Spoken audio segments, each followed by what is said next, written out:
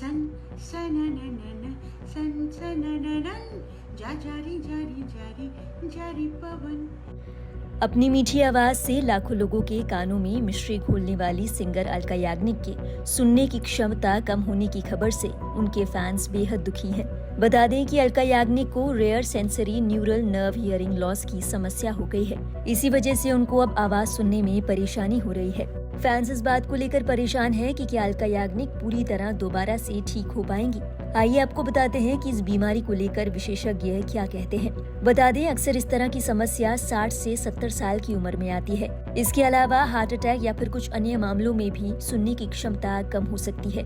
इन्हीं में से एक है rare sensory neural nerve hearing loss. आइए सबसे पहले जानते हैं कि ये बीमारी आखिर होती क्या है।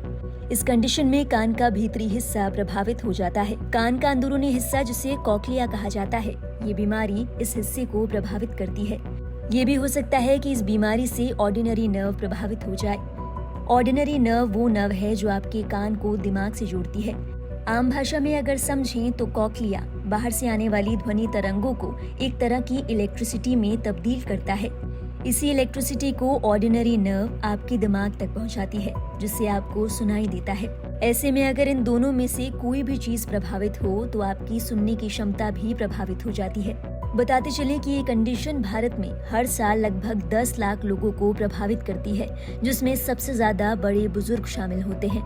मेडिकल साइंस में इसके लिए सबसे अच्छा इलाज सर्जरी बताया गया है। डॉक्टर्स का कहना है कि हियरिंग एड्स भी ऑप्शन है, लेकिन इस तरह की समस्याओं में हियरिंग लॉस यानी सुनने में होने वाली दिक्कत को सर्जरी के माध्यम से ही ठीक किया जाता है।